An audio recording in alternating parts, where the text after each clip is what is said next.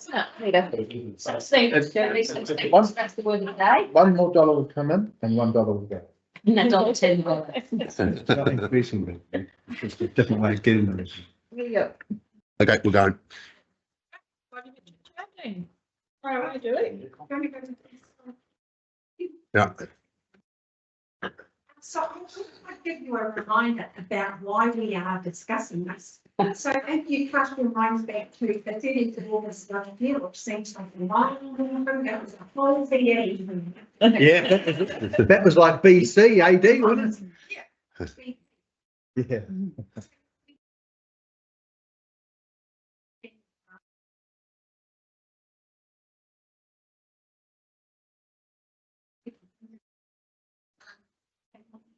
Like animals by and we had a bit of a freak out in the water team because we were like, oh my god, they're going to use ridiculous sums of water and we're going to run out of water. And part of that was around that they then said, oh, we're putting in a secret irrigation system, so particularly with the irrigation system, they won't be using the town supply of the water. And we looked at their charge and thought it's probably actually cheaper for those people who use the town supply than it is to pay for the irrigation water and our rates so far. So we've got a report to council about that. And council's resolution was around we actually changed the resolution, and this is what was largely in the report. So here she could put the rewriting that actually was that it was largely around telling us to go away and do some analysis to support consultation on changes to the environment factors for LTP, which that's something not down here, and the agreement principle subject to some further work being done that volume being used as a demand management tool. And that is recognising that the current charge is so lost with the performance.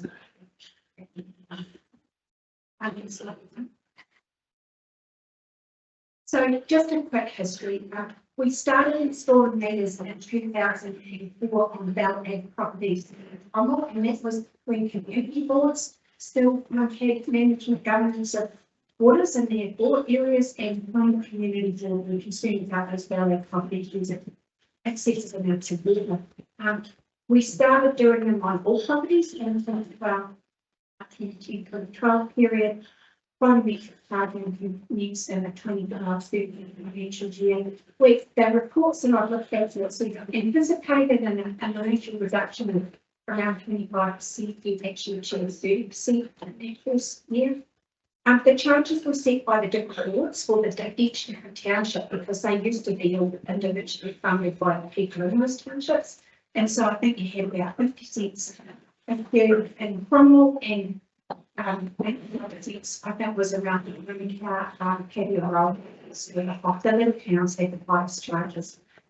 But plan in 2012 was that by 21-22 that they would go up to still ranging from 50 cents on the big supplies to $1.73 for those small supplies.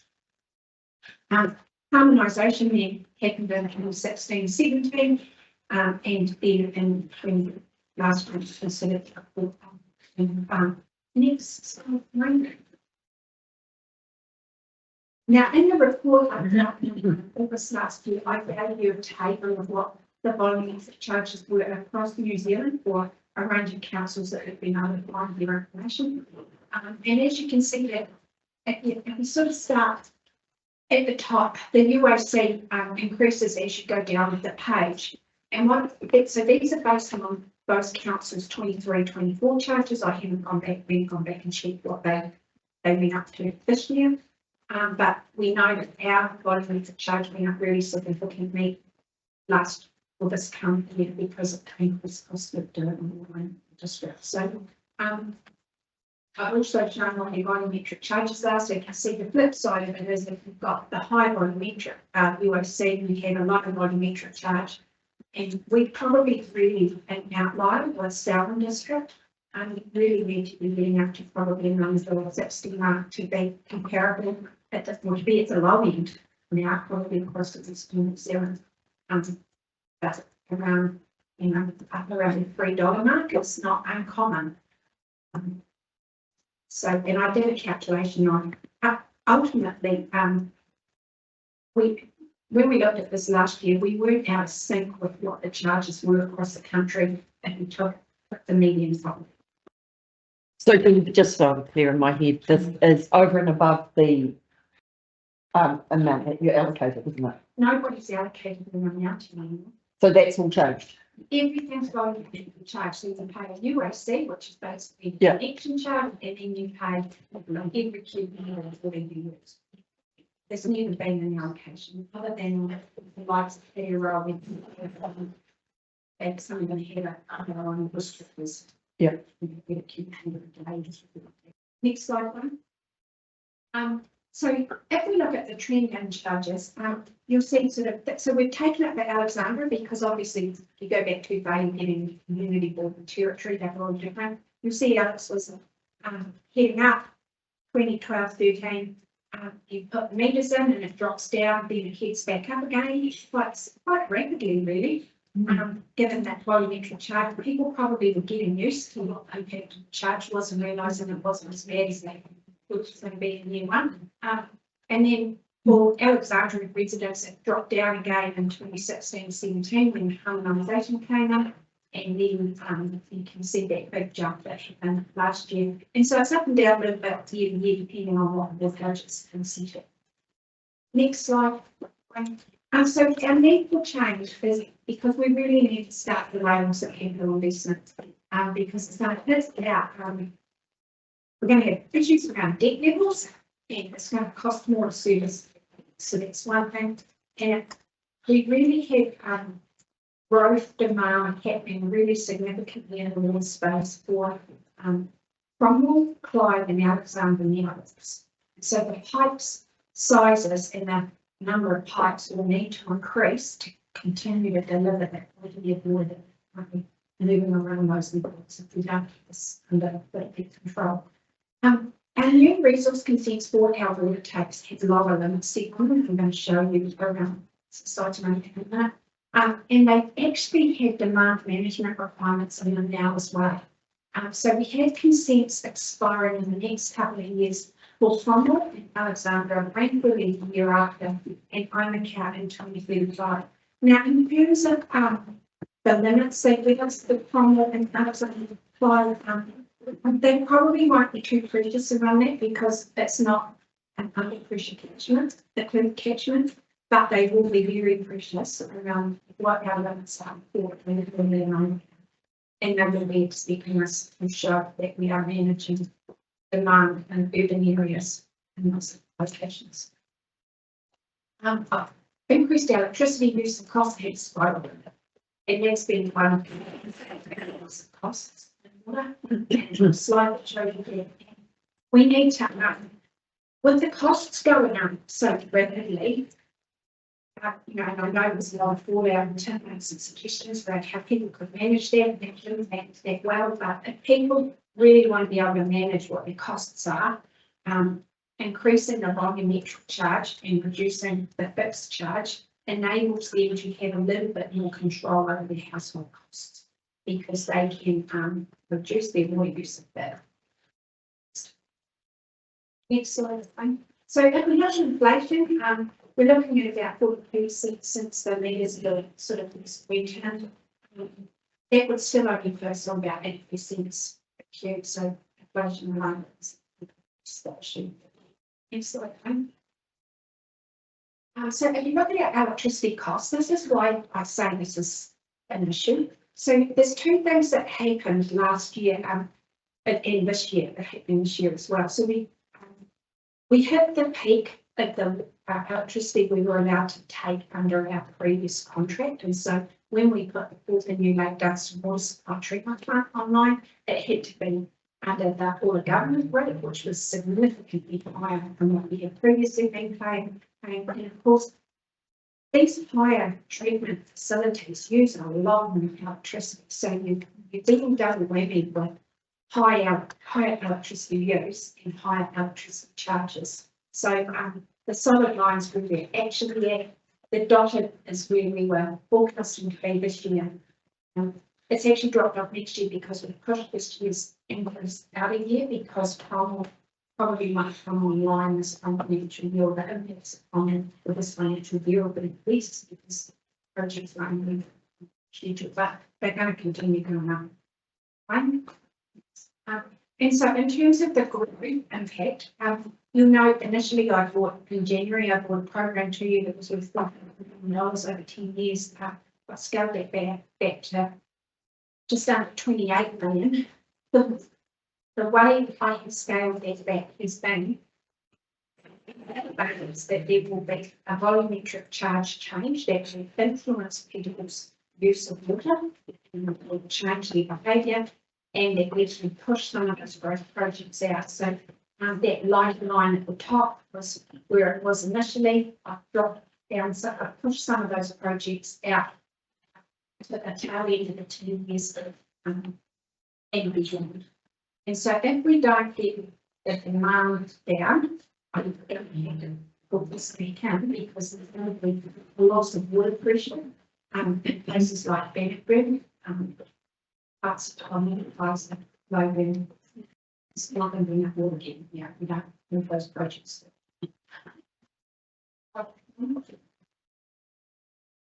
So benefits of reduced water use are that we can delay pipe replacements and duplication. So in some places we need more capacity, but the pipes there are not old enough to replace, so we put in a second pipe in, so that we're not replacing relatively young assets.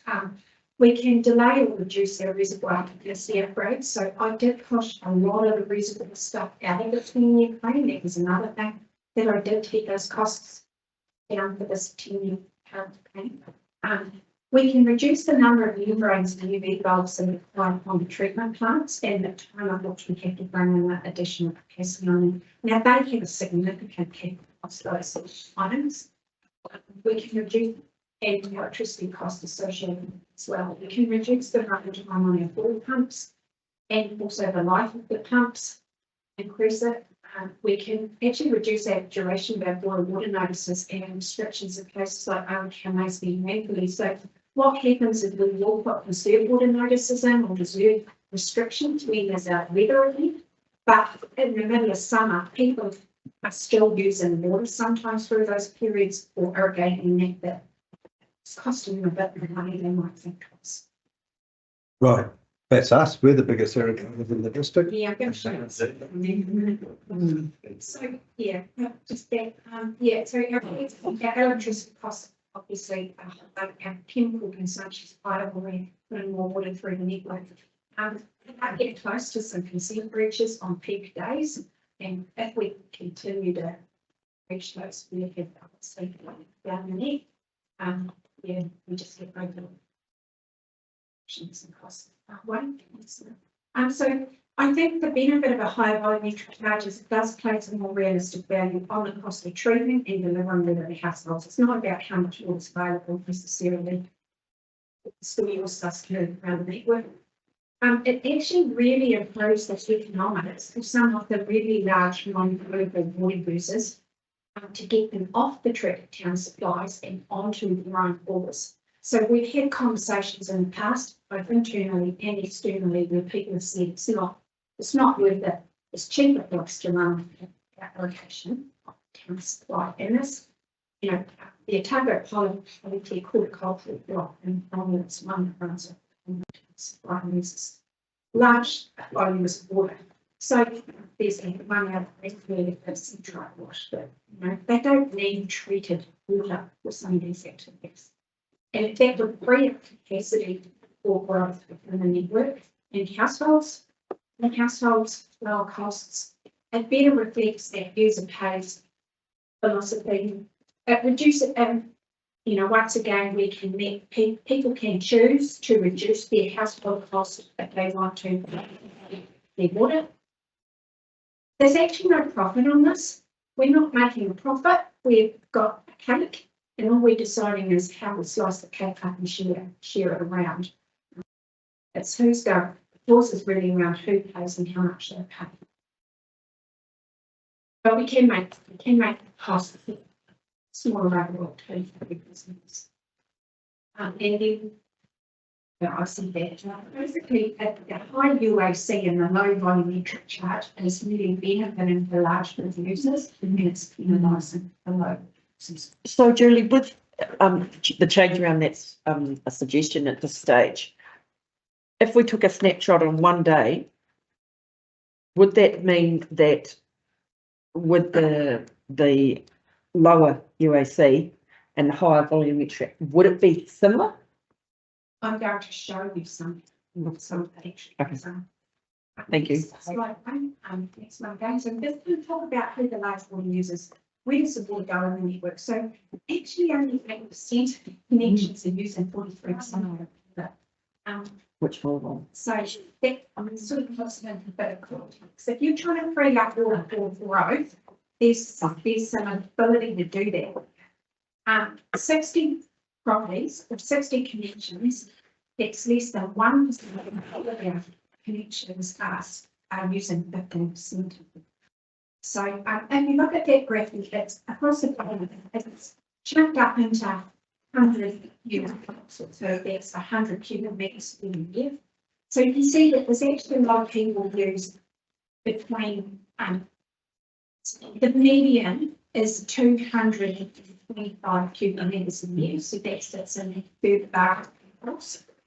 And the average is in the 300 to 399 cubic meters. And so half the people are in those first three bars, and I think it's about 70% of something coming in as in the first four bars. Right, next slide. So who are those top 60 users? So there's 14 commercial properties. So of the 15% of all that they use, those 14 properties are using 23% of the 15%. So that's not too good. You can see CODC irrigation is our second biggest group of users. I've got the 6 accommodation providers. There's one there called Leak Distorted. They're properties that had significant leaks on them last year who have a leak, who were given a refund on their leaks. That's quite some, that's 1.5% of the water through. We didn't even bill because they got a rebate because it sized their leaks. There's 5 industrial users, so 2 of our industrial sites are in the industrial user site. Education, there's some private irrigators, 4 of them, there's 3 hospitals, 3 residential properties are using more than the 2 council swimming pools. So they are using a senior. Well, and also using the same as 3 hospitals. They Were they there? leaks. Yeah, they're using the same as 3 hospitals. And you obviously know who they are. Yeah, we know. Yeah. So we can see. Do they know who they are? Well, no, they might not be aware that they are. But they are paying. Excessive. Someone hasn't got a tap to the neighbours every day. And there's leaks. Yeah, so. Do they have incredible gardens or? Yes, yeah, but you can still, I'm going to show you, you can still get into this garden and you don't be in that garden. So next slide, Wayne. So just to show, put a bit more context around it. Water use by council. Central Otago District Council uses more water than Clyde. Wow. So there's potential for us to have the. I think we need to walk our own step, I think. And if you look those education ministry and then sort of higher than NASB, Canberra, and that happens for the tech ones, that from to find projects. It's got quite a high use for a small town. Yeah, they do. So next slide, please.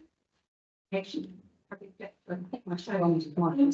Just as around our resource consents, so for the Lake Dunstan water supply, that top green line is the combined take that we have for Alexandra and Clyde. And then when we got our new consent issued last year, 2022-23, that's where they dropped our take. And you see that we didn't get given a lot of new room for growth. Yeah. We only got a 6-year consent, So that expires again in 27-28. So, and the messaging we were getting, and this was from the Environment Board, not from what I said, was I went through that whole process trying to appeal the plan change, previous changes done to it. Was there wasn't a lot of sympathy to get these high users under control. You'll take in water that could be allocated for other uses or to the river. Okay, next slide. So if we look at peak day, because we have two limits on our consents, typically we have an annual take where it's not allowed to breach, and then we have a peak day that we're not allowed to take at any given day. So we are well within that at the moment with Lake Dunstan, but growth would gobble it up pretty quick if it's continuing on the path we're currently on. Next slide, Wayne. So I'm showing you Cromwell because we will anticipate that Cromwell's take will drop back down like Dunstan one did. It's going to come right down to, about not very high above that 27-28 line, I can imagine. Next slide, Wayne. So that the real issue we have at Cromwell is, and this is under the current limits, on peak day, we were really close to breaching that, and we ended up putting restrictions in because people were starting, we were worried about breaching our consent for another some. So you wouldn't expect to have to put restrictions in when you have biometric charges that actually takes care of it. So next slide, Wayne. Can I just ask that just before we go, when we talk about Airbnb with and all that side of things, that's people when they go on holiday like to wash their car, and some of that will all tie into that Airbnb side of things as well. I don't think. I mean, we've looked at the property using large amounts of water. I don't think washing your car's a problem here. Yeah, it's putting copious amounts of water on lawns. And I'm not talking the average lawn here. Yeah. So under there's different charging models that we could look at if we wanted to go right back to the beginning and revisit this. We're currently using the electricity model, and we think that's the simplest for households to estimate their costs and for us to administer, and we would recommend staying well away from revisiting how we do this. It's aligned with most other councils. You can have like a tariff where you do give them a tariff's not very different to the current price, but you have a variable rate depending on if you hit certain thresholds of water use, you go up or down, and also you could say we're going to charge you more between these months, but we don't have the technology to be able to implement seasoning. So next slide, Wayne. So I did have this in my report to you back in August, or it was actually so this comes from some industry international research about things you should be thinking about when you're setting your costs. You want economic efficiency, so you want efficient water use at the lowest possible social cost from both a financial and environmental perspective. Fairness, all consumers should be treated equally, and try to not have subsidisation occurring.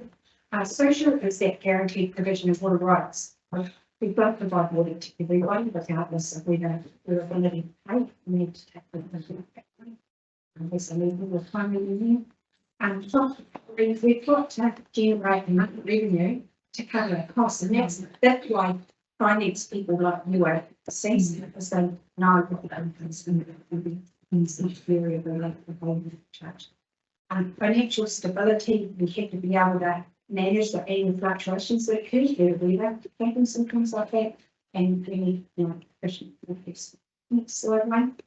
So just showing you that trend in water use, we are seeing a growth trend happening, but there's also quite a bit of seasonal or annual variation that can occur depending on whether we get when the rain occurs. It's not even how much rain. The rain's happening at the right months of the year when it's sun shining and people don't need to put the sprinklers on. Next slide, please.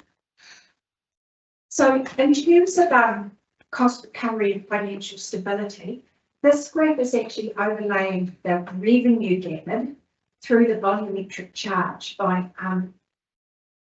the different water users. And what you can see here is that group that are using 600 to 700 cubic metres a year, they're using a lot of water for them. There's quite a lot of properties in that group that use a lot of water compared to the others. And quite a bit of down the far end too. They're paying quite a lot as well.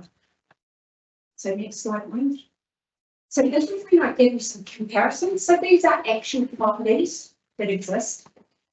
So Peter owns 500 square metre residential property in Alexandria, and they use 224 cubic metres of water per annum, and they are the median water user in Central Otago. We put them all on a list and we've gone, it's big.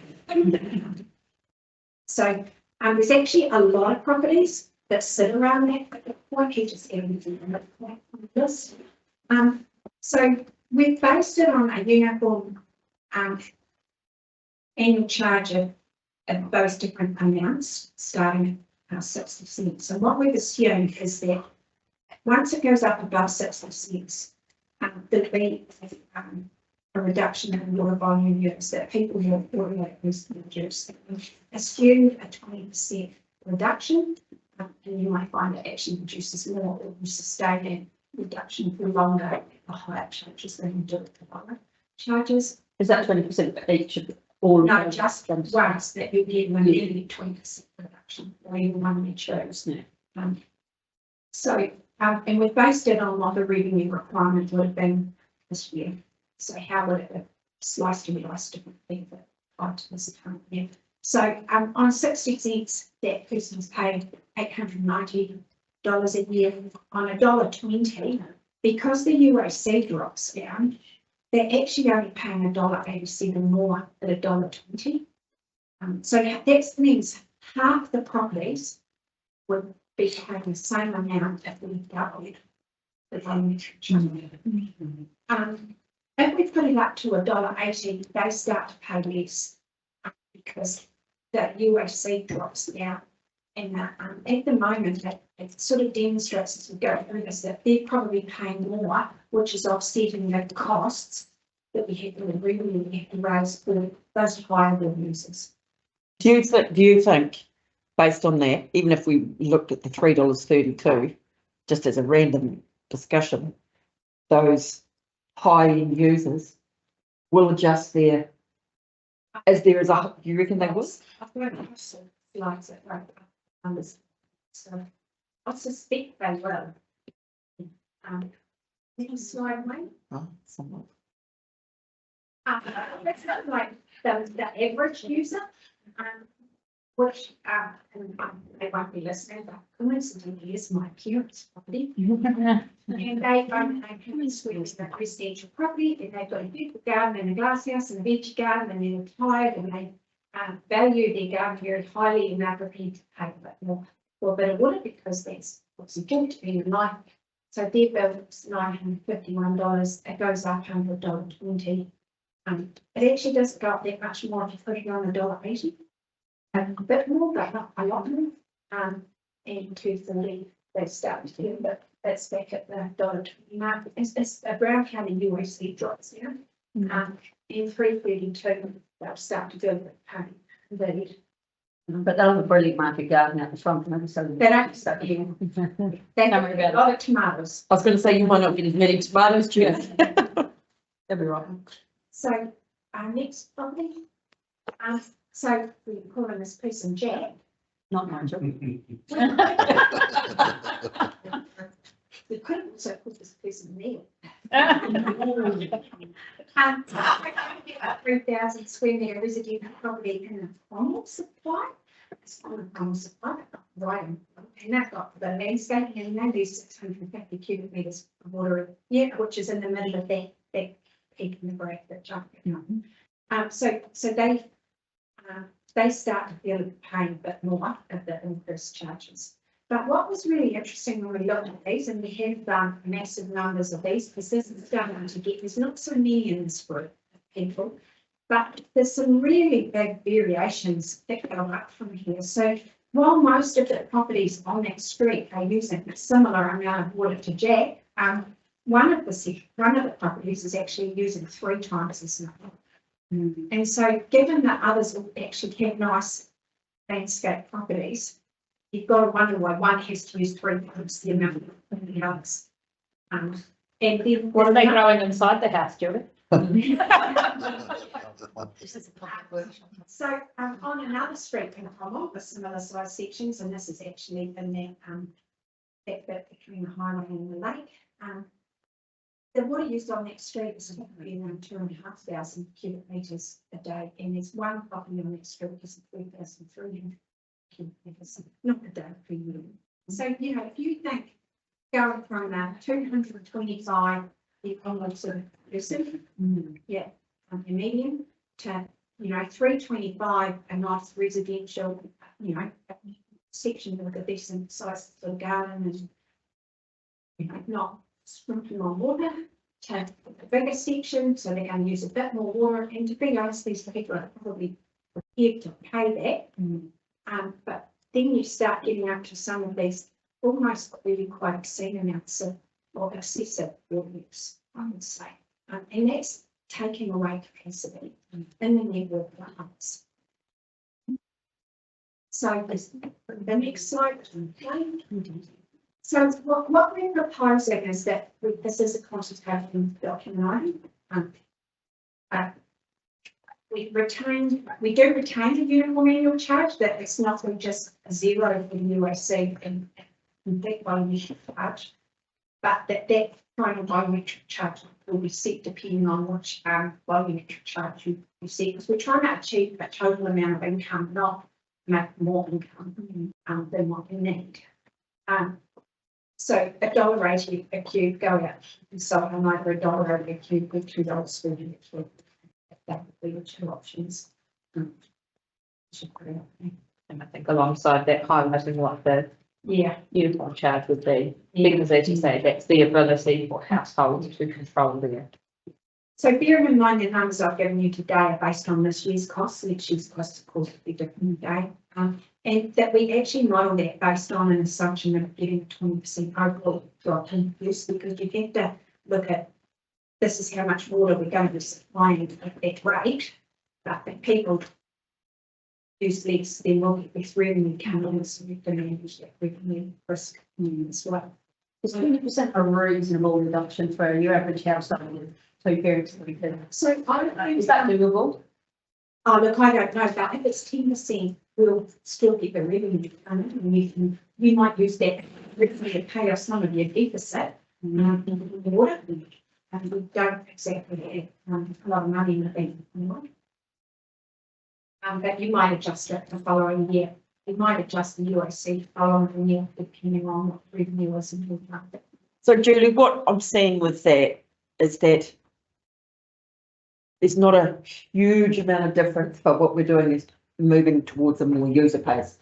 Yeah. So that that is, which. Look, there's no doubt about it. If you're using up around, 3,000 cubes, and you're going to be paying a lot of money.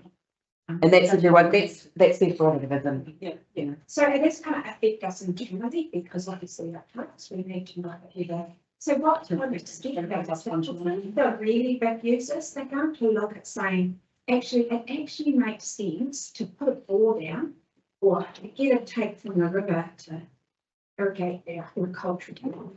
Because at the moment, they're just looking at saying, economically, it doesn't make sense to actually invest in that. But we're at the point now where if they don't invest in that, we are going to be investing in bigger pipes and more pipes. Do we, dare I say it, and I don't know if this is an option or not, do we have the ability to set a threshold for the size, do a calculation for the size of the property?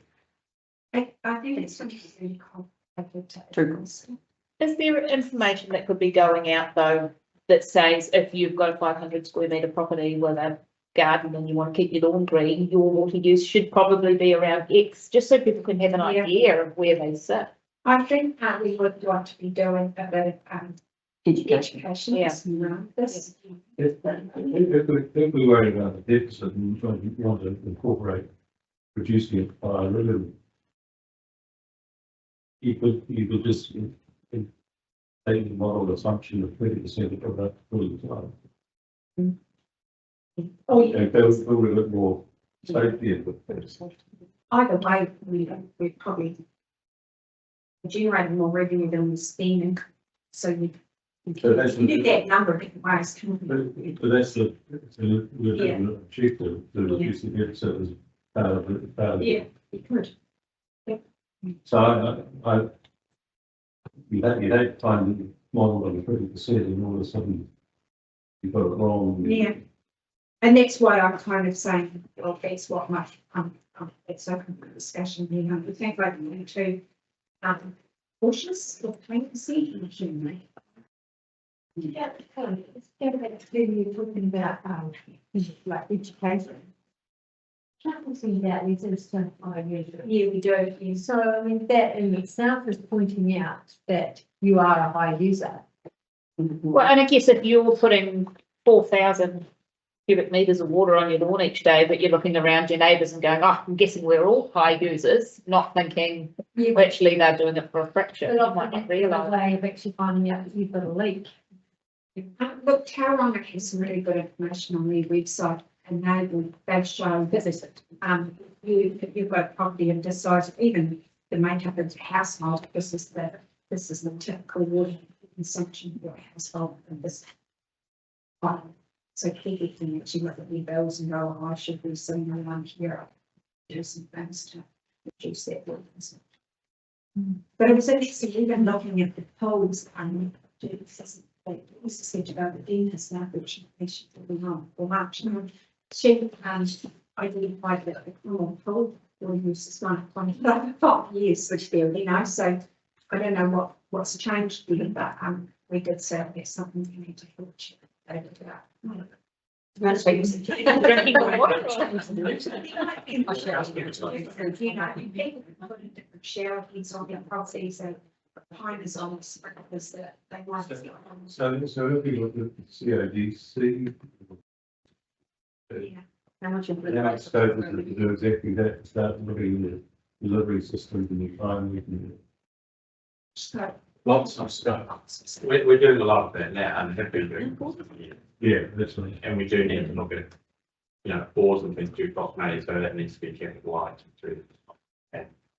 But do you think it's a reasonably efficient? We have reduced the number, our biggest user is Big Free Reserve. Yeah. Big Free. Concrete. Who's what? Who's what? Big Disappears. Yeah, it disappears. What exactly? We wound it back and then we've got to drive it, you know, how to get that meeting. So part of education and part of taking that off. New technology. Yeah. Yes, and I guess, Sensors. yeah, you'll see it multiply the level of investment into reducing. Yeah, that's okay. Julie, I think as well, like this, could be really helpful for people that have struggled with this rates rise, like our pensioners that are on a fixed income. And they might not turn their heater on because they can save some money with their power, and it would be a little bit the same thing. They don't turn their sprinkler on and they could potentially save some money. So that, and Does some help. of them will be at 0 to 100 with a low to 200 as well, so they're probably 7 lower. So they shouldn't be worse off, they should be. yeah. Just a technical question then, and this is to the finance team as well, and the council. So if we go in consultation document, you do have to go out with a proposition, and one of these, I'm assuming, has to be plugged into the numbers. Otherwise, your budget's predicated on the status quo. And so I guess we probably need some guidance as to, if we're going to go out with 2 options, what's the number that's plugged into the budget? Is it the $2.40? Because then that's what flows through the budget. So it's trying to get that sort of guidance. And I'm not quite sure when we'll need to have that by, but we will need to have that. And then the alternative is that whatever number you don't want to plug into the budget type thing. I did. Oh, think Saturday. that too. People thought the one good thing about this is often they're going out and consulting on a project, and it's do we do this or do we do that, and they both cost different amounts of money. here we're still generating the same amount of income. It's only what's sitting in the UAC and what's going to sit in the volumetric charge. So overall, in our budgets, it doesn't make a lot of difference. The only difference that will make is how many CapEx projects are pushed out. Yeah. Oh, that's right. And then the impact on the perceived user of the volumetric Yeah. charge. And part of the problem there is that the volumetric charge is a discrete bill, that there's a money sum, whereas the savings that you might get are buried within the general rates curve. So you get alarmed about, oh, crikey. But without offsetting within the general rates bill where it's just buried and not transferred. I was just going to say, Peter, in terms of direction from council, the consultation document will start putting returns with mid-December through January. Audit account is going to be here mid-February, so you guys need to see the consultation document, and obviously all this team need to plug in the numbers, and we will come up with a full budget workshop in December. So by then, the council, of course, you can change your minds, and when we bring the consultation document and refine the numbers, but some direction in December on what option we might be. And we definitely have to show our preferred option, even if it's not going to change the numbers in the LTP, but we have to say which one our proposal is. With a consultation document, we can't just say community choose. This is what we're proposing. Here's an alternative that we think is. Wayne, can you just flip back to that first slide, or second slide that showed what other areas around New Zealand are paying the volumetric?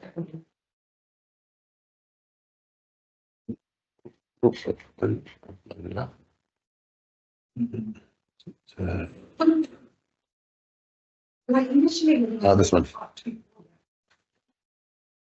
Yes. But actually, it's not a lot of people.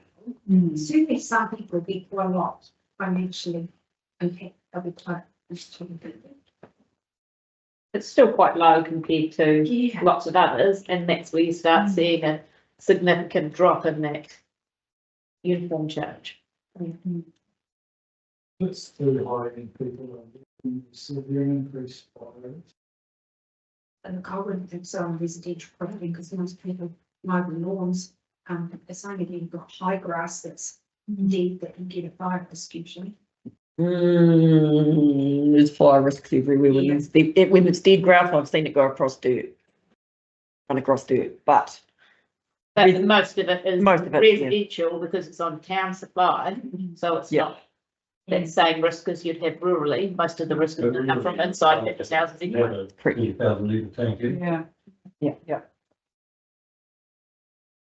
To get better water pressure, we're putting in fires.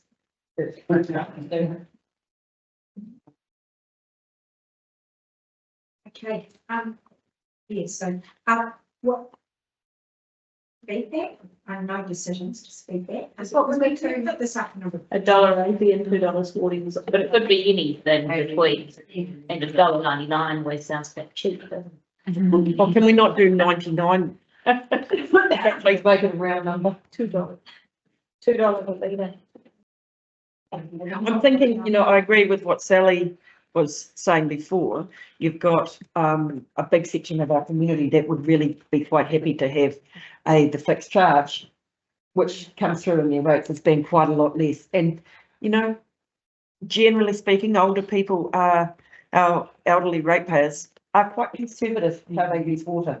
They will turn the tap off when they brush their teeth and then turn the tap back on. Full load of water. Unfortunately, some of the others with small children and big children who'd like to have lots of showers. Hostel, she said part of that's. Yeah, those things, and that's an education piece inside families, but it does give some of those elderly ratepayers the ability to manage that quite a bit more, even with a higher volumetric charge.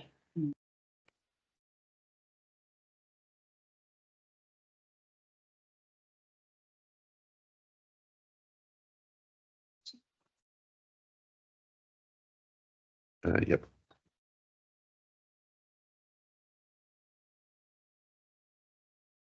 So while one's bringing it up, that issue that the meters, as they're getting really low. And we need replacing, and we delayed because we were going forward and, you know, we thought there might have been an ability to move to smart meters under a water entity, but to have smart meters, you have to put in quite a bit of back office technology to be able to utilise them.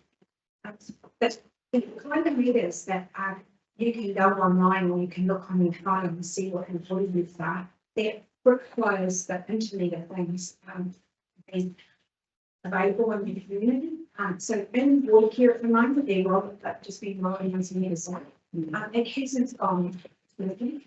It has been challenges and economically, the ability from customer services is expected probably rather than a economic perspective because it's not cheaper for business and is to have what we can have. They weren't really, their suggestion was to watch this space and see what the technology does. And you want to go? So, yeah, so the Internet that's one will be what we would have would be the drive-by read, so you don't have to actually get out of it, but you just drive past a gadget in a vehicle person and then read. But it does only make the reading, not the billing, which is what be doing the billing. And it doesn't provide the instant access to use data from customers that the other meter does that they're rolling in Auckland. They cost significantly more to purchase than what we currently have, and that need quite a change management process around this in the technology in the back office. So the analysis that's been done shows a very similar whole of life value compared to the status quo, but it has quite high implementation risks. So next slide. So this actually came off a presentation given by Water Care around the rollout. They said it was quite a few issues. We did roll out. Next slide. So the real issue here we have is that we have a lot of meters to replace quite quickly and probably losing quite a bit of money at the moment because of the age of meters. They stop reading accurately the older thing. And as you can see, much further down to 11 to 15 years, they're about 88%. Next slide. So the best time to replace them is at that 9 to 10 year point. And then the next slide. So that probably using somewhere around $100 to maybe $133,000 a year, and then because of underreads that we base that on the medium user, which we can't really, that just adds to rates that we become us. Next one. So as you can see, we've got a whole heap of meters that are at that age, so that 10 to 19 that need replacing. So we need to get a lot and quite quickly. So what we are continuing to do is progress the replacement of the existing meters with the analog meters immediately. Get that moving. We have an available budget this year of $2 million if we care about the money, waiting to see what is happening in water reform. So we think we can replace about 5,800 this year. And we'll get all of the ones that are 10 years old replaced next year. And then what we need to do is just follow the development and cost reductions, because any new technology always comes in at a high cost, has issues, and then within quite a few years we see we also see the minor output issues. So we think that we should consider it for all new subdivisions and the replacement of the other developments, placements in previous time. And that gives us time then to iron out issues that are occurring with them and us to get ourselves to get up in the other rolled out things so we can manage the risk of things going wrong in the initial stages. You don't want things going wrong on 8,000 metres, you want things going wrong on maybe 300 girls, not 8,000 girls. You can fix 300 a lot faster than 8,000. And there's no issues with running the two side by side. You've got 5% and then 10% on smart meters. There'd be a slightly high cost because you are running two systems at the same time. So it's not, it's, you know, ideal if you can go out and do the whole lot of funds. But they only have really 9-year life. And so, you know, in 3 years you'll be heading into, you're only going to have 6 years and then have more replaced. So all the leakers invariably under tax, and then they're never overtaxed. No, I can read. Yeah. So just a question, with the spending the 1.2 million and replacing some of them, would it be better to wait 3 years and not do it and not spend that 1.2 million until you've got better technology? Because would you be losing that much money in water rates? We're losing a lot of money, right? Yeah, we think we'll easily start losing, we're losing, we're replacing about 200 a year at the moment just because they go out to read and there's a zero read at the moment. Yeah, so. What do you do then? What's it? What do you do then? You get your property to zero. They hit us, get a bit cheap. Read. Because we can't just replace the read and get the new one in, so. Are they tamper proof? That's what we know. Last time, I figured it out. No. It's not, they're not overreading, and that's, there's been plenty of, studies around this. And next, that was, ready? Oh, I think this next one's just a picture. So you can see here the orange ones are the old, we have a whole town where they're all, you know, all the subdivisions are the newer ones, so we would be replacing those initial ones that got installed, and largely going street by street. We're not, replacing. It's easier, but coming up around for me, the green ones newer and the ones that old one, just replacing them. That's it.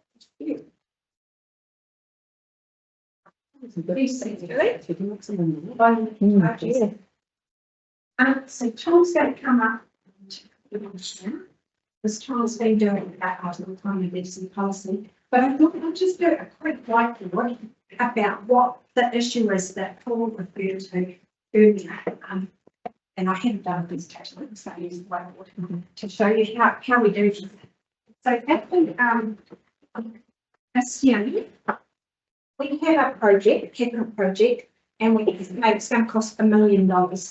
So we've got $1 million. And over the next 10 years, because we calculate this on 10 years, and I'm not going to look 10 years back, I'm just going to look 10 years forward. Say that we look at it and say what component of that $1 million project is being built to service growth. So it might be we're building a pipe and we're building it this size, but we're going to make it slightly bigger because we're going to have some inputs. So we might say 10% of the cost is attributed to future growth. So we can't charge on money growth, just the bigger bit. So we might say of that it's 10%, which is 100,000. So that's how much it's going to be funded from the DC within the GP. And the other will be a mixture of renewals or maybe legal service improvements of the treatment plants or things like that. So then we say how many houses are there going to be built in the next 10 years on that scheme? We might say there's going to be, we'll see my maths is 100 houses. 100 houses. So we're going to say each residential lot will pay $1,000. So that's the DC for that property related to that project. So we've said that there's $1,000 and we're charging $1,000, and then we find out that we actually got this wrong, that it costs $2 million, not 1,000, not 1 million. But we've already set our DCs at 100. So we can't change it in a year. So what happens is, we're basically under collecting revenue until we reset the DC. But it's not just as simple as that, because it's not necessarily just the project costs that change. It's also the number of houses that can change. So there could be less houses and there could be more houses. And so the reason we want to revisit this policy more frequently is so that we can go back and adjust these things more regularly. Because we had a 4-year block and we've seen a rapid uplift in cost. We have something that we revisit.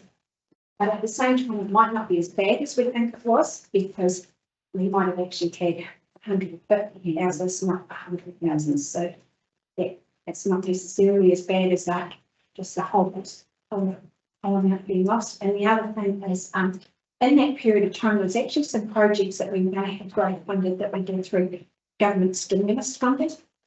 So we didn't pay any DZ income for those projects. We funded them completely from the government money. So you might have to think of these as much as that. But you've certainly see it come through in places where we've had big capital projects done, like Clyde and Alexandra, where we've had that water supply done and the wastewater in Clyde.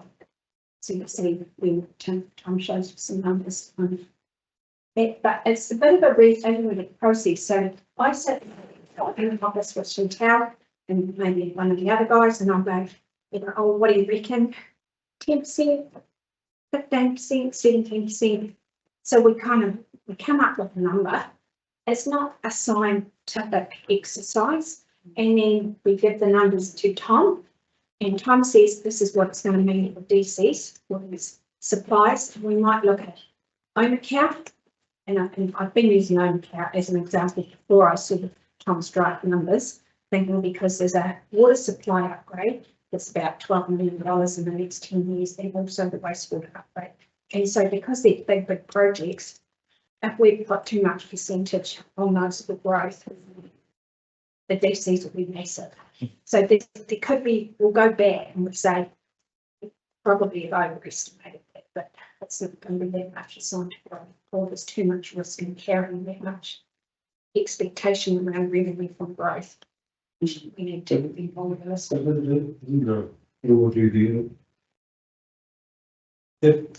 were no growth, depending on the age of the pipe, you wouldn't spend a single dollar.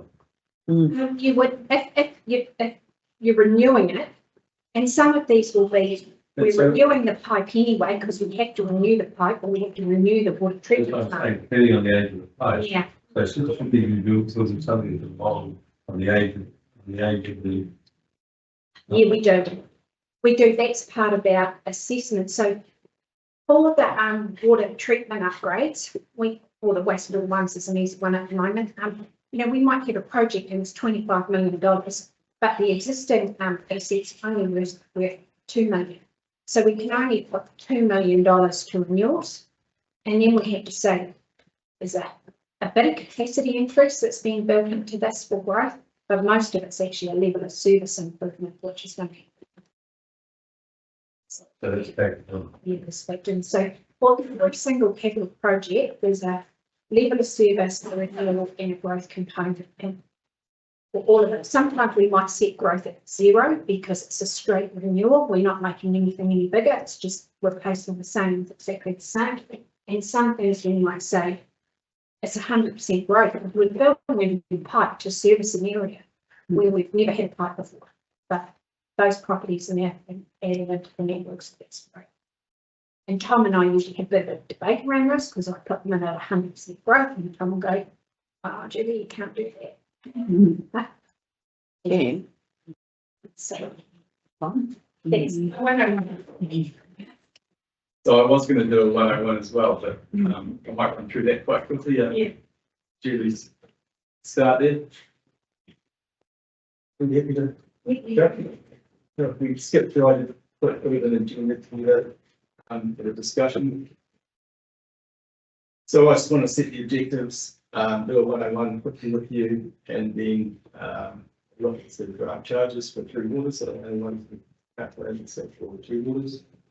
That so far, and then go into a discussion around new charges for community infrastructure and potentially parks and reserves. So the 101, DC's a tool under the Local Government Act for funding growth. And it has to be targeted to capital expenditure that is required to address additional spend rate. And you can click use this tool to fund network infrastructure, which is in your case, you're only using it for supply and wastewater. You can use it for reserves and for communities. And so network infrastructure and transport. And it goes, it looks backwards as well as forwards, so we do go and like that. Also that help. Here's the really simple example there. We do that for every project in the LTP, but we also look back 10 years and look at units for expenditure. It's historically back 10 years as well. And if that historic project had a design horizon of 20 years, that lasts them 10 years to be capturing this stuff out to policy. The concept is it's trying to calculate an average cost of growth. So 20 years. We go to the next slide.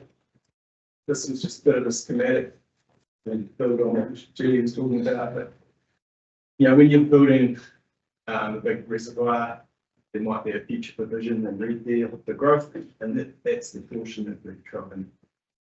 That percentage of Julie's talking about, that's what we feed into the contribution calculations. Somewhere with treatment plant, pump stations, and you'll get articulation. And then you might have greenfield areas like Julie said that are brand new developments, and that the some growth. Everything else is typically got a percentage.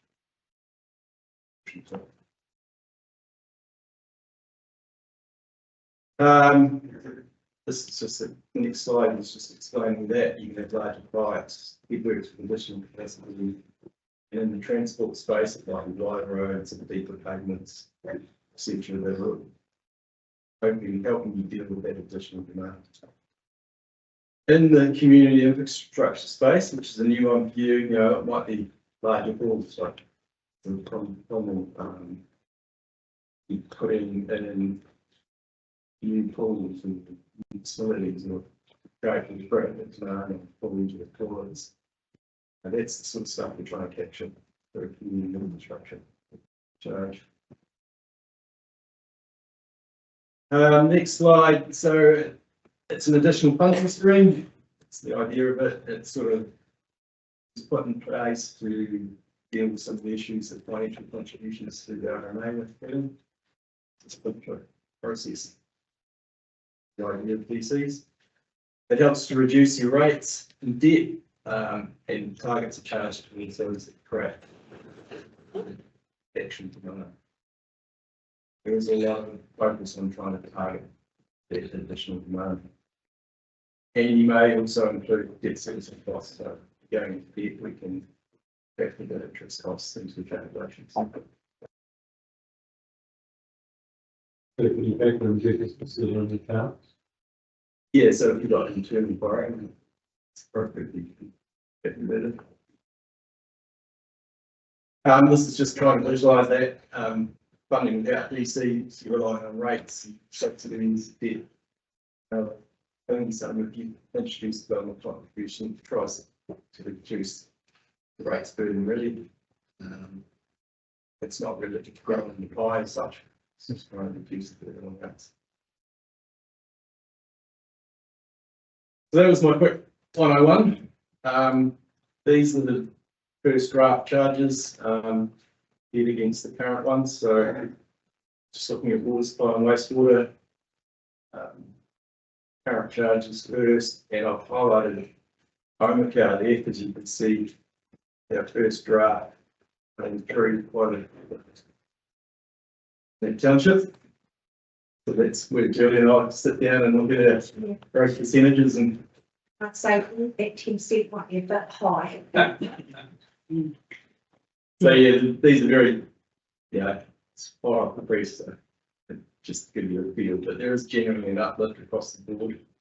There's a few areas in wastewater that we drop back.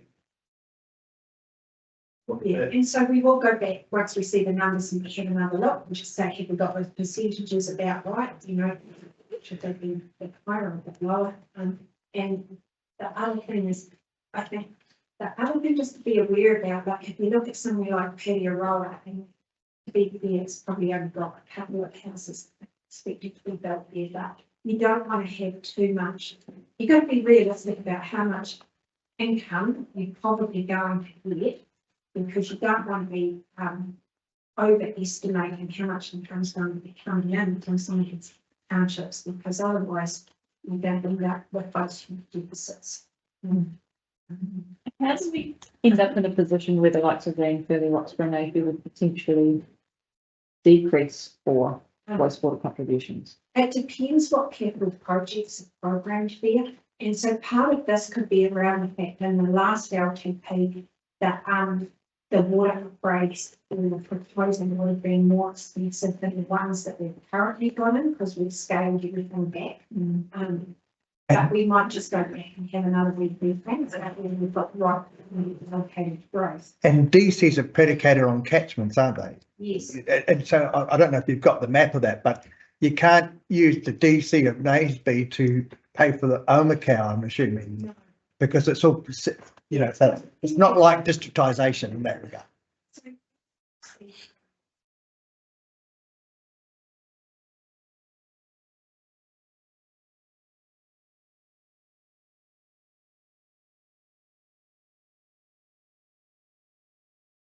Lights and very big from in Pisces Park as well. When you look at those numbers, obviously for Omakau, that's going to just kill, no one's going to do anything at the end of the day. Or it gets, they'll do it and then it will get passed on to, and it will become impossible for people to buy out there, which it just, people won't do it. And we Yeah. because that. Those numbers don't look right. And there was a wee bit of a thumbs up on it, but sometimes we're not aware of all the intricacies of some of these. So just to give you some better context for those, the next slide, we can go to that one. That's showing you some comparisons to other councils. You can see there's a lot of range there in council policies. Basically cross councils and within a council, so here we see these got a very high range. So 10,000 to 50,000. depending on what sort of township or area you're looking at. But what I point out is yourselves in Waitaki and Dunedin sort of at the low end.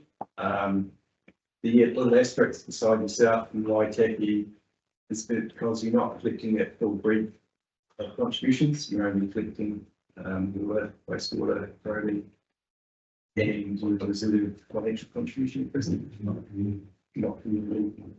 lots of water. We're doing work for DCC at this moment, and they've got a lot of issues like Omakau, so there's quite a bit. But this does show, I think, that you can use some scope, some uplift, and not what your own personally experiencing. And saying that there might be some that need a bit more than uplift. Some has come there and the others not.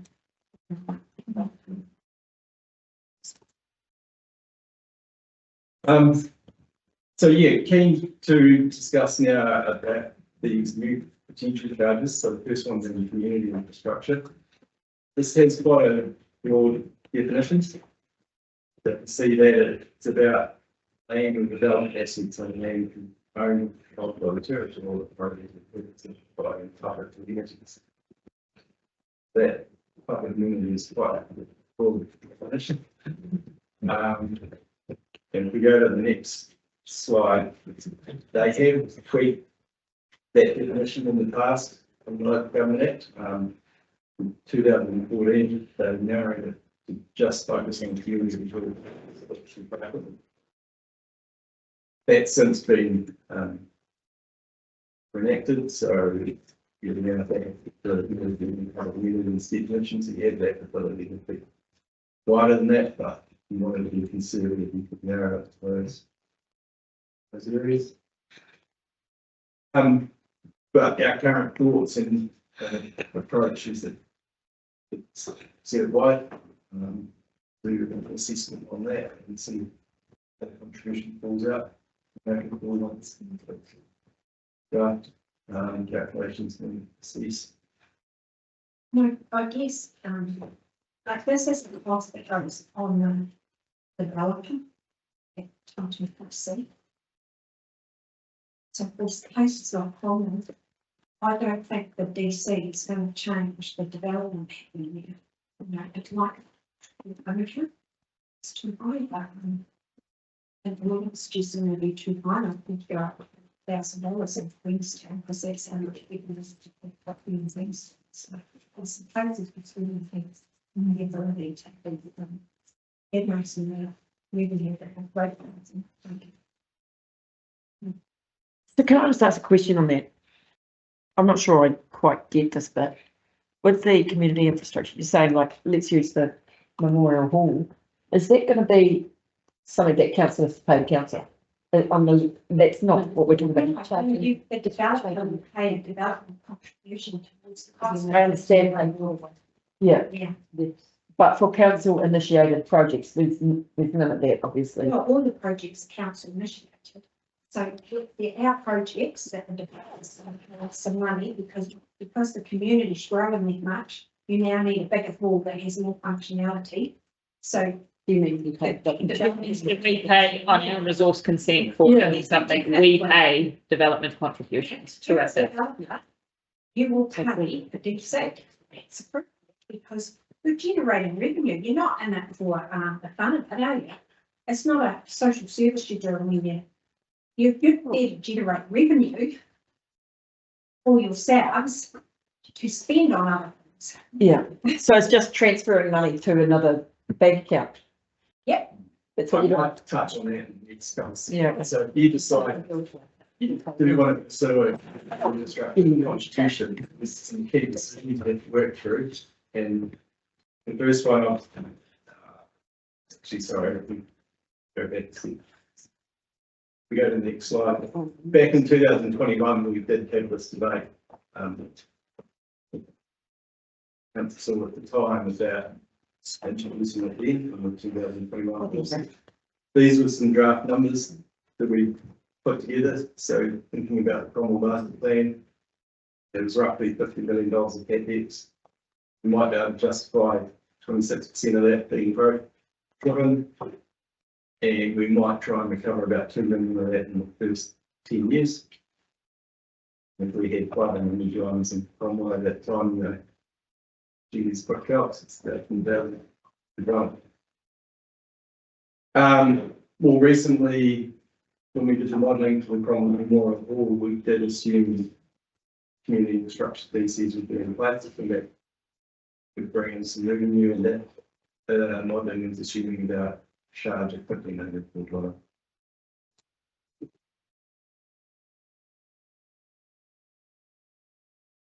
So the next slide, you know, that line was like say there's some key decisions to make if you go down this path, and the first one is about the area of benefit or catchment determination. So this is instead of as a district-wide charge, or we should be doing on a catchment basis. So again, going back to the Act, it says you have to do this in a manner that helps practical and administrative efficiencies and consider fairness and equity. And the second one there says wherever practical, you've got to avoid going for a district-wide approach. So, yeah, if we go to the next slide, you're currently in a situation where you've got scheme notes for the waters, but you have got a district-wide transport room. And in your transport space, you know, everyone connects to the same roading network. growth in one area and crap in other areas. And it's very administratively efficient, treated as a, it's right. For community infrastructure, it's a bit of a tougher decision for you to make, I think. The one district is definitely efficient to operate, but is it fair and equitable? It's a key decision. The other alternative, which might be a preference, is to go for the based approach with community infrastructure. Charge. And we did talk about it like with 3 waters. Given we districtised and funding with 3 waters, could we districtise the DC as amazing? But legally we would get challenged because we can't say that a house being built in Patio Roller is going to shouldn't be contributing to Commonwealth water treatment program because there's no connection. The developers have taken lots of legal challenges around the country to unreasonably reasonable allocation of costs. But in the community infrastructure, it's a little bit grayer because obviously the house, and only house they use the Commonwealth renewable, whether the pool, Sports facilities. There's a tougher consideration. There's some guidance. Greatly appreciate it. I will preferences some direction. The next key decision touches on whether council will be paying DCs to themselves. Really, because you need to decide who you're going to try and charge at the just residential development, the commercial or specific accommodation. And policies can often have differentials. That's those different activities and all that, like even just saying, no, we're only going to capture from residential development. But the community infrastructure, current thoughts is that it's the residents and visitors that have that free time to use these public amenities, so it's probably the most appropriate place to target charge. Why do you only recommend residential and visitor as opposed to commercial being? Because often we've used free time as a to calculate differentials and other policies, and in the commercial space, you don't really have a lot of free time, it's your lunch break or your smoking breaks. But don't they flush the toilet and wash their hands and? Oh, they still pay water and waste. So Just, the community. oh, just community. Yes. So we're going to your like. I see what you mean, sorry, yep.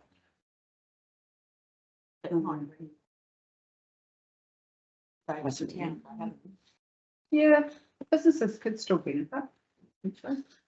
Although businesses are also obliged to provide a lot of those things themselves anyway. Is it getting complicated? Jim? When you start looking at this from a Oh, well. It is. calculation process? Yeah, I mean, you could just say no, but we touch for development. You know, it's residential, residential, commercial. A lot.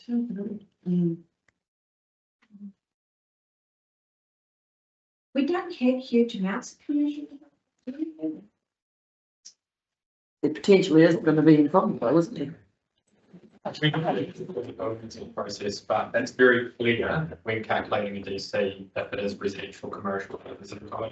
So I think it's just whether, I don't think it's particularly onerous in calculating it once it's set. Okay. So The only, calculation is quite simple. the only thing that happens is if they change the use later on, they might have got away with not paying the DC, if you don't pick it up, because they need a building permit or something, they changes in land use are the hardest at the DCs.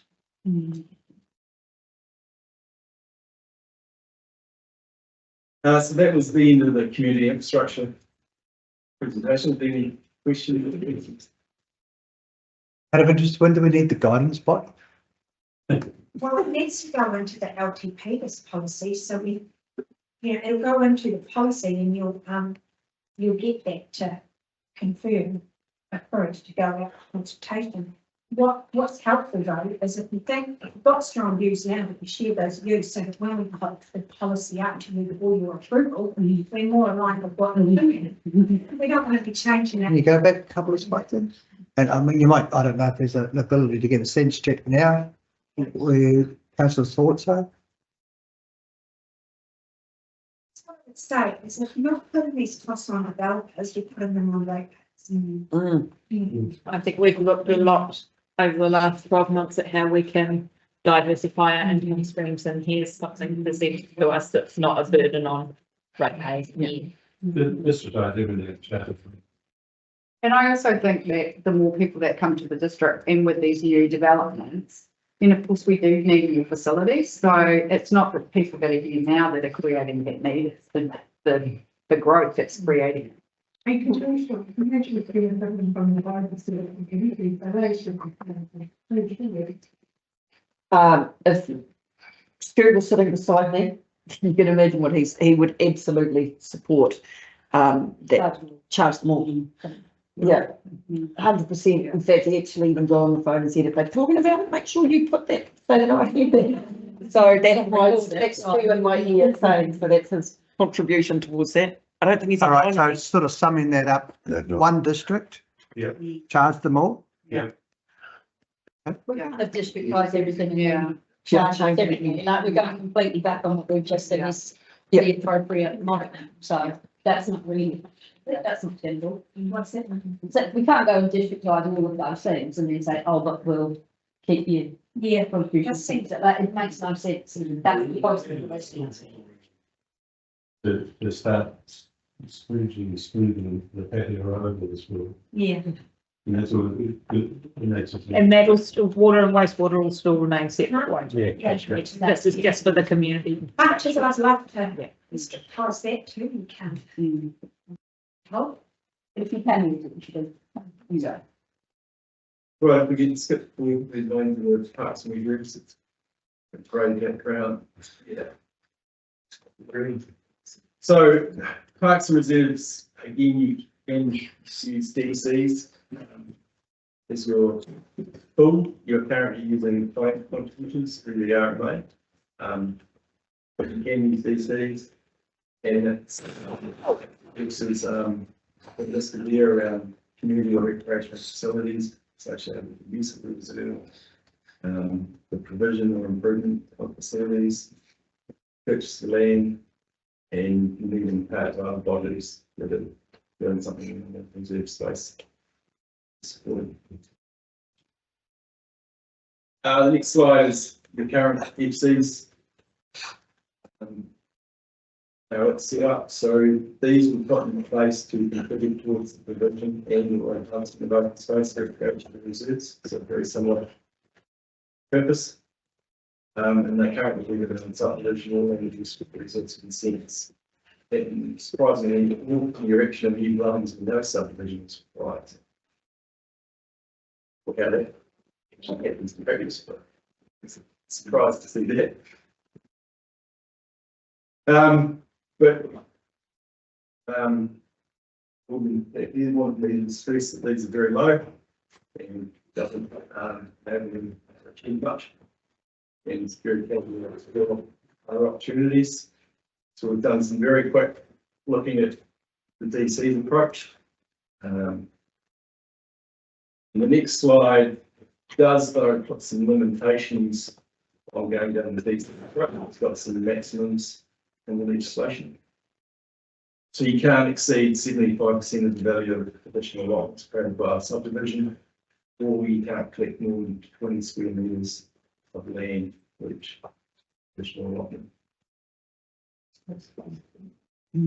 So they do put some caps on what you can achieve through DCs.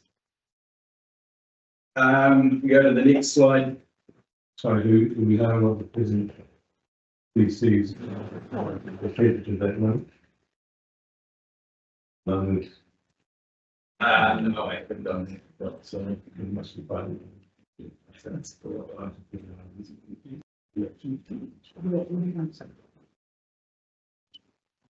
Generally, councils often split the reserves into two components. One being reserve improvements, which is the sort of capital expenditure you're going to spend on reserve land improvement. And the other is just the land division itself. And there's two approaches, different approaches to how we calculate contributions for those two parts. The first one, improvements, is really about capital program and growth percentage, same as we do for mills and roading and we do community infrastructure. So that relies on the LTP capex and historic capex. And if we look at the next slide, we have a very quick look at the current draft LTP. There's about 11.5 million of capex in there present. Really quickly, about 10% we think could reach up to is growth driven. And even though the same out 900 new dwellings in the next 10 years. So that indicates quite a small contribution, $600. But if we look back at historic expenditure, you know, we might have to look that up a little bit. What would be, you might have a slide coming up, the benefit of moving to a DC as opposed to carrying on with the financial contribution? I think there's an opportunity potentially for you to have both in place. Maybe the financial contributions into that reserve improvements, fund development of the reserves, but then have a reserve land and through DCs that provides the additional land.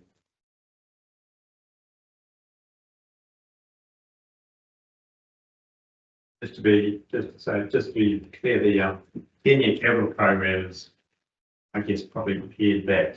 It's been pared back. But there's a lot more we could have done. We're in a sort of constraint, not the LTP, we haven't done a lot of that stuff. So we have the concept that we look back at what it's been the last 10 years is significant. Even though we've done some sort of capital projects related to growth and improvements in the university. So if you were going to do both, you'd sell it as the financial contribution is paying to continually improve the reserves we have, and the DCs would be to create new reserves. That is an option. Yeah. I think, and the other thing the council will see on next at this meeting there, open space strategy, which will show you where we need to do some interlock with this, and then how this process will be. There's that part of the practice as well. There's a little bit of work there. We're sort of not quite there yet for that, and we'll get to this. So with the new reserves, is that when the developer gets a big chunk of land and then has to keep a certain amount of that land for a reserve within that? If council wants to take it, otherwise they can give us, we take the cash and we can use that to lead something. All right. So I was seeing a few slides. That one there probably. That one? Yeah, so this is starting to talk about that reserve land strategy that we've been developing. I've just got some highlights I'll pull out of it here, saying that the current reserve land is pretty well applied for overall, but the strategy is identifying a shortfall around neighbourhood parks. And some images, some recreationals and eligible images. So the neighbourhood parks is a common one that DC policies do target. And we currently have a service there of around 50 square metres per dwelling, which is quite a bit higher than the national average, around 10. And it also exceeds that statutory absolutely 50 acres. Most of these countries with, you know, crumble greenways that look huge, but that's just historic. We've got a lot of historic parts. Which is also part of why people live here. Exactly, yeah. And we don't want to eliminate that. Just doing the minimum. But you know, what the strategy looks like, what we're going to say is that those new growth areas don't have this provision and within easy access distance, so you still provide for that land. And therefore, going again, the 20 square meter sort of conversion might be appropriate. And just some really quick calcs again, based on population projections on the next slide. You've currently got in the bottom there 53 hectares. If we assume the 20 square meters per dwelling, using the population projections, you might collect in that about 4.6 hectares in the next 10 years. Potentially. So there's very early days in thinking around using DCs for parks and reserves. Original thoughts were stick with FCs again, but Gibbon's pushing pretty strong if we do consider it and investigate it. So, And if there's another tool we could use, you know. I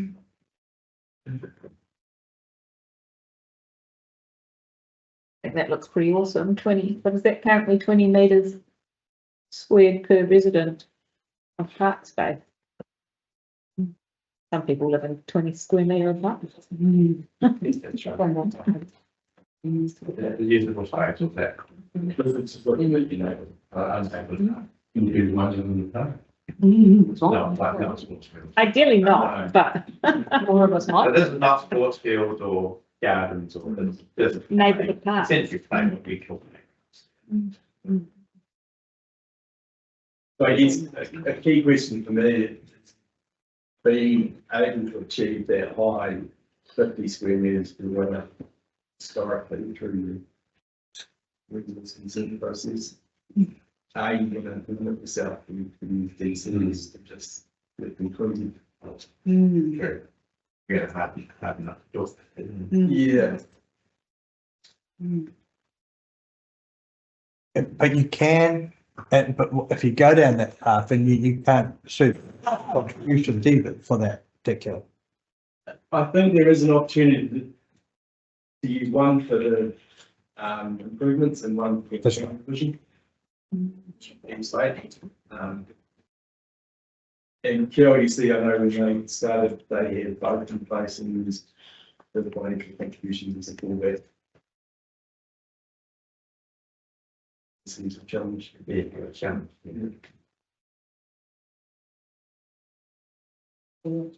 So I guess today all we're after was support that we keep investigating these new charges and bring that back to the point.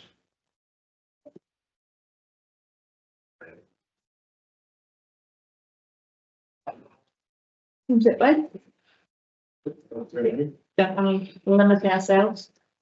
Don't want to strive for mediocrity either, do we? The bare minimum is not for. And yeah. Thank you very much. Appreciate it, Tom.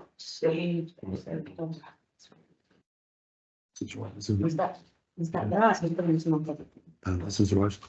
Go to them. Yeah, Yeah, okay. but it's got Is that? local water done well. It's not public, did you say? Yeah. So it's all